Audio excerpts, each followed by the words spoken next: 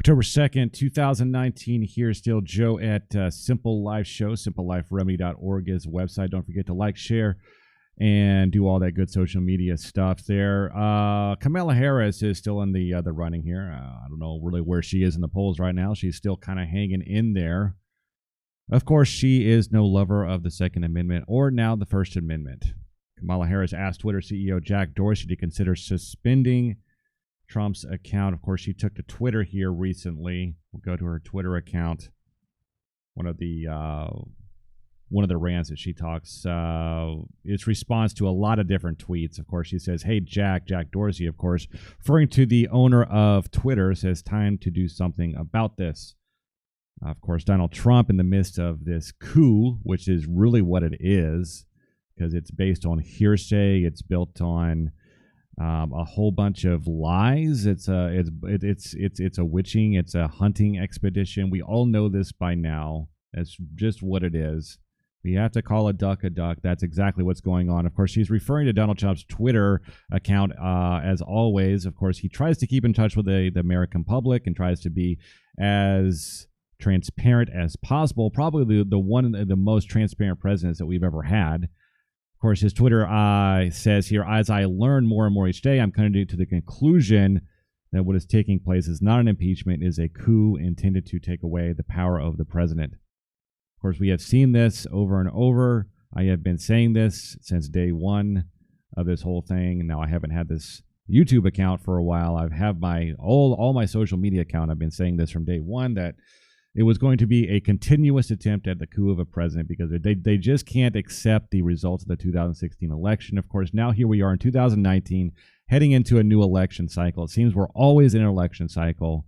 Republicans and GOP obviously have mustered the donations, gaining, I believe, 125 million in the third quarter of this year, versus probably less of all the Democratic candidates combined. And the reason isn't really hard to understand. That they simply don't have a message. There's a lot of people marching in the streets, but there's not going to be a lot of people marching to the polls. It's going to be really my best guesstimate on that. Of course, Kamala Harris is always in the news because she is always saying something about the Constitution, our rights, and so forth. Now, I did want to kind of preface this by saying that she did send a letter to Jack Dorsey requesting that he personally ban Donald Trump, the president of the United States, from a social media platform. If you're not familiar with what Section 230 of the Communication Decency Act, the CDA, is, we're going to kind of get into that as well.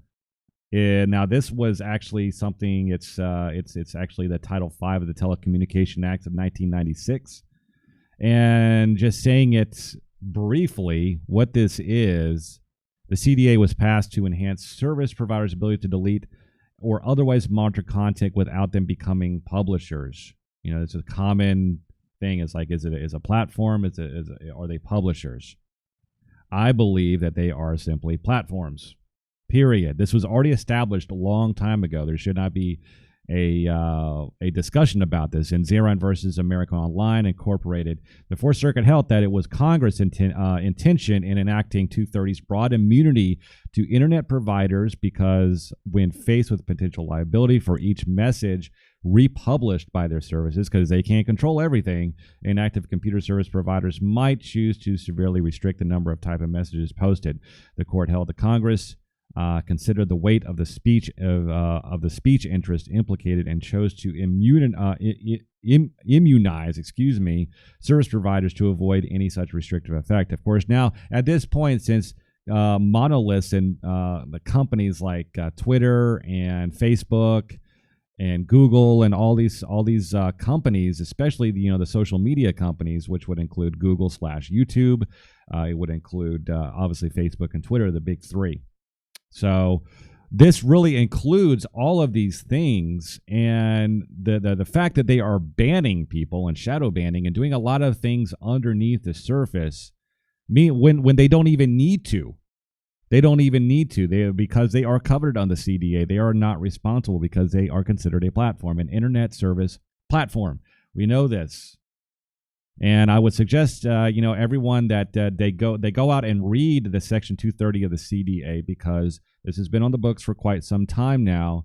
And what is happening right now is a farce with the social media companies, because they want to influence the outcome of the 2020 election. They want to shadow ban as many people. They want to stop the message from getting out. Kamala Harris is just a symptom of an overall disease. Okay, now she did send this letter, and I'll go ahead and blow this up here real quick. Hold on for a second.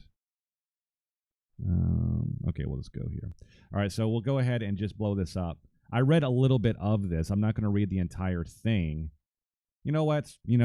To hell with it. I'm just going to read the whole thing. I said, I write to call your attention to activity that President Trump has engaged in on his Twitter account, which appears to violate the terms of user agreement that your company requires all users on the platform to adhere to. She even calls it a platform. It's not a publishing. She completely destroys her argument right from the get-go. Twitter's user agreement specifically states that users may not engage in targeted harassment of someone or incite other people to do so, which includes violence against an individual or a group of people. Furthermore, the agreement states that, now she's just continuing, she's just kind of regurgitating their terms of service for Twitter. Now then she goes into what she's referring to as the egregious acts of violence. September 22nd, 2019, President Trump tweets, sounding more and more like the so-called whistleblower isn't a whistleblower at all. In addition, all secondhand information that proved to be so accurate that there may not have been anyone else, a leaker or a spy, feeding it to him or her, a partisan operative, ? September 29th, like any American, I deserve to meet my accuser, especially when this accuser, the so-called whistleblower, represents a perfect conversation with a foreign leader in a total inaccurate and fraudulent way.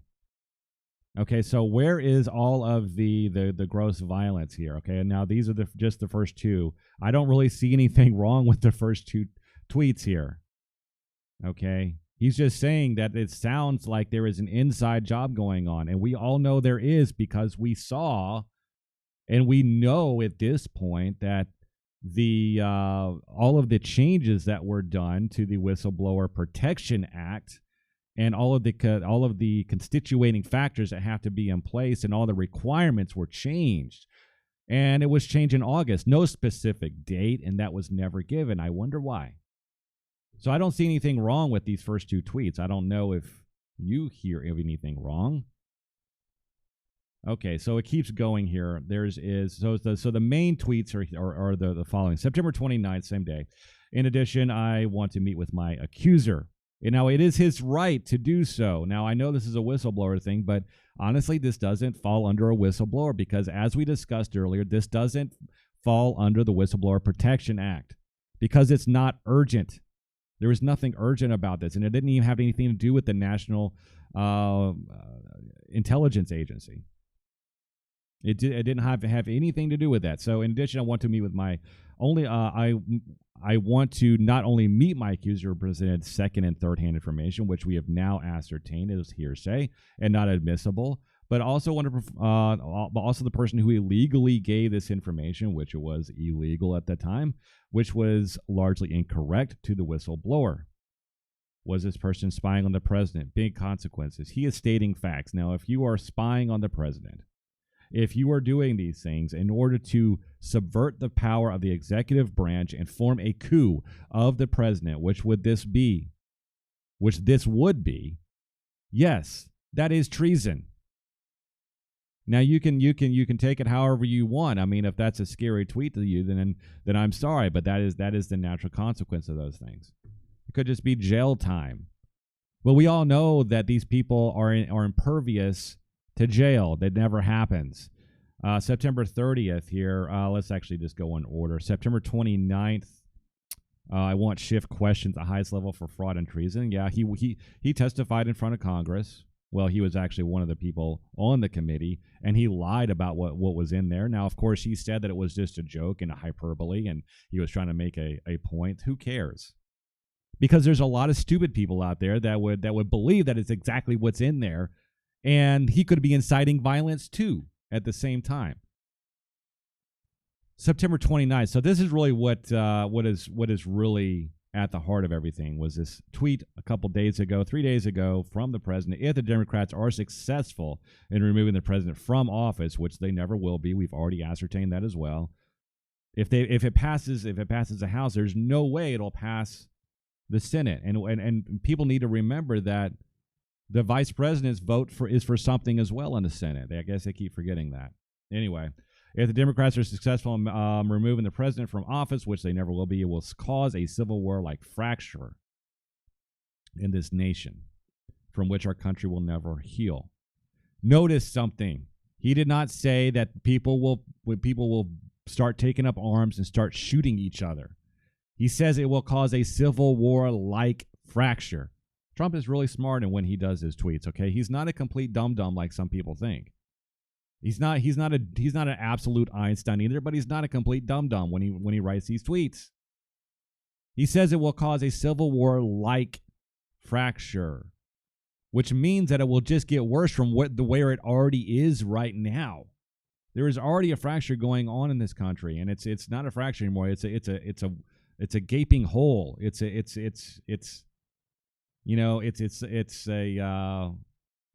huge divide that's happening in this country, and that's already happened in this country. It's just getting wider and wider as things go. And unfortunately, there's so much cognitive dissonance coming from the left and people who support these Democrats. And in fact, there's a lot of it coming from the right as well that have their own beliefs about certain things. But a lot of it, unfortunately, is coming from the left. And I'm not trying to beat up on the left all the time, but I just happen to do it because a lot of it's coming from the liberal propaganda right now. And we see the majority of the publications and the media out there that are continuing to feed this story, and it doesn't help anything. So she continues this on. She says that these are blatant threats. We need a civil society, not a civil war. Of course, he's not saying that there will be a civil war. It will. You can read it for yourself. These tweets represent a clear intent to basically discredit the whistleblower and officials in our government who are following the proper channels to report allegations and blah blah blah blah blah. There's another paragraph here where she mentions Alex Jones. It's just ridiculous. And I think it's kind of funny that she does mention that, because she just opens up a can of worms on this whole thing, because the DCA is supposed to protect everyone. The CDA is supposed to protect everyone's freedom of speech. And this is not happening anymore. Certain voices are being silenced, and certain voices are simply going away. We're not allowed to say what we want to. We have to speak in code now. This is truly it's turning into a dystopian reality right now, where we have to speak in code, because we don't know what kind of machines are actually listening. We'll get into that a little bit later on today as well. But, this whole thing with Kamala Harris, she's not a lover of the First Amendment. She's not a lover of the Second Amendment. I don't believe that she loves the Constitution at all. I don't think they keep screaming democracy and stuff like that, but I have never seen such fascist, type of coup d'etat type of, actions in my entire life. And I've been around for quite some time. I've seen a lot of presidents, but no Republican or Democrat president has ever been treated this way, and they have been involved in so many scandals, and they have never been treated like this. Until next time, this is Joe with Simple Life Show. SimpleLifeRemy.org is the website. Make sure you like, subscribe, share, do all the good social media stuff. Have a great day. Bye.